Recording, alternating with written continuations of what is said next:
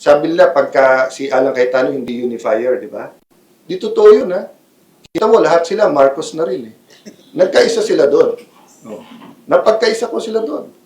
Yung kaliwa, yung mga dilaw, yung mga pink, yung mga dating aktivista, yung mga dito. Kampi-kampi na ngayon sila sa Malacanang. So, napagkaisa ko sila. So, hindi totoo na hindi ako unifier. Thank you. Here, di ba? Oh. Robert Mano from DCNN. Sir, good afternoon. Sir, paano ninyo nakikita na i-discharge yung function ninyo considering na yung counterpart ninyo, yung House of Reps, kinikilala si Senator Witt, ang Palas, kinikilala si Senator Witt. Dito po, nagbigay kayo ng instruction sa mga empleyado pero sa mismong hearing po ninyo, walang sumipot para sundin yung instructions po ninyo, sir. Three books. The rules of the Senate,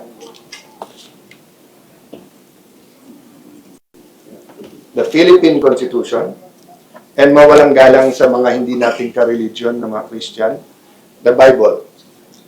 Do we follow power or do we follow these three books? And yung pagsunod ng House of Representatives at saka ng Malacanang, obvious na play nila yon, di ba?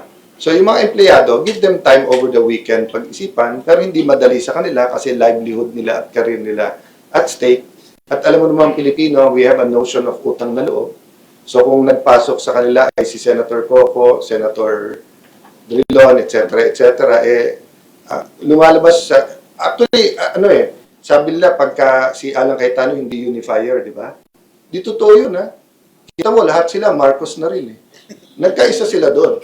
No. Napagkaisa ko sila doon. Yung kaliwa, yung mga dilaw, yung mga pink, yung mga dating aktivista, yung mga dito. Kampi-kampi na ngayon sila sa Malacanang. So, napagkaisa ko sila. So, hindi totoo na hindi ako unifier. Thank you. Oh.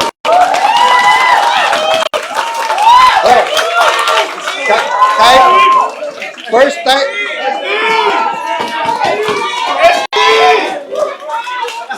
time ako nagpalapakan ng media, walang bayad yun, ha? Thank you.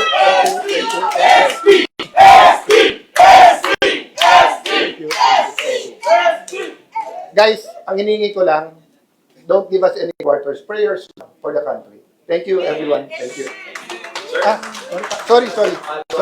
Yes. Kanina, sir, na-mention nyo na yung threat lagi doon sa mga kasama ninyo na dyan. How do you intend to protect po yung mga kasama po ninyo para hindi pa kayo malagasan lalo? Prayers, walk of faith. Nung nawala si Bato, yung misis nag-text sa akin, nag-text o tumawag kay Senator Robin, nag-text, tumawag kay Senator Bongo, sana naman daw sa bawat panggigipit maalala na si Bato, maganda na ang taguan, pero pumunta pa ang Senate para lang magbagong direksyon.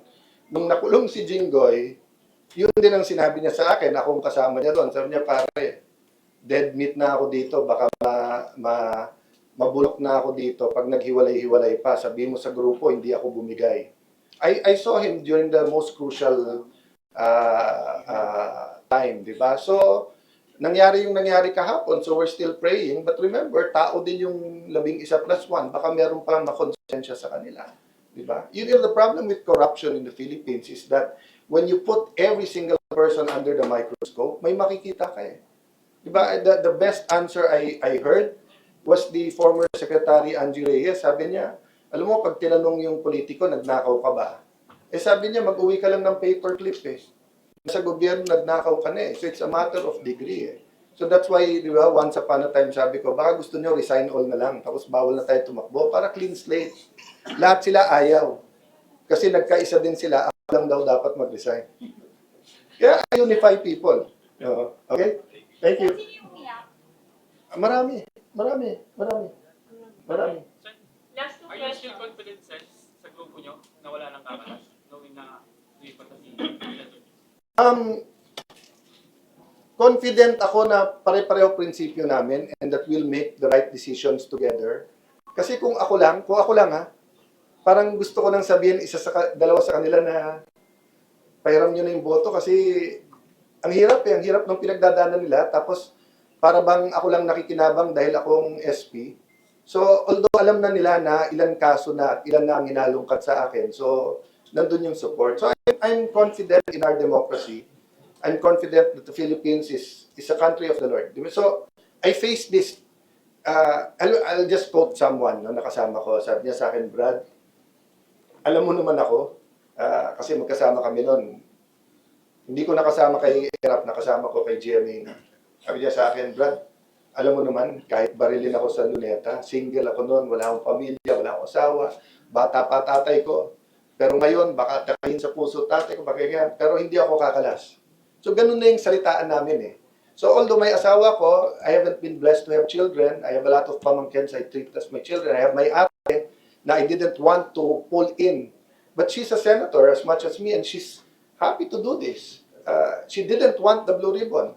But kanina siya nagsabing, Al, kung magkakagulo dun sa baba, baka respeto nila kung babae. So siya ang bumaba. Buti lang sumama si Robin kasi kahit pala babae, haharangin pa rin sa baba. So, I'm confident God is in control, but I cannot tell you more than now. And I don't know what will happen later. I don't know what will happen tomorrow. I don't know what will happen Monday. Thank you. Matthew Perez from Malaya. Kanina na-hack yung Facebook ni Senator Marcoleta. Tinignan ko, may nagda-drum. Sabi ko, baka bombo yun.